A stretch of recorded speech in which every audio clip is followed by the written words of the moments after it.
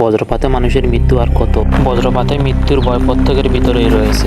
চলতি বছরে প্রতি বছর 300 থেকে 400-রও বেশি মানুষ মারা যায়।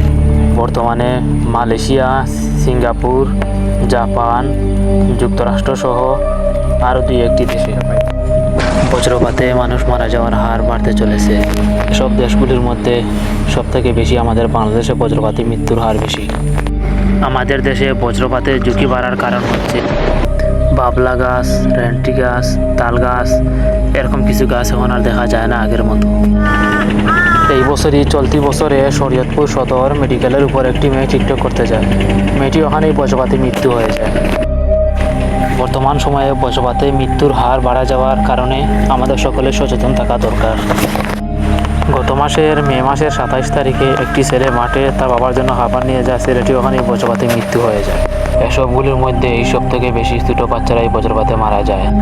আমাদের প্রত্যেকের সচেতন হতে হবে যাতে ছোটো বাচ্চাদের ঝড় বৃষ্টির সময় বাইরে ছেড়ে না দেয়।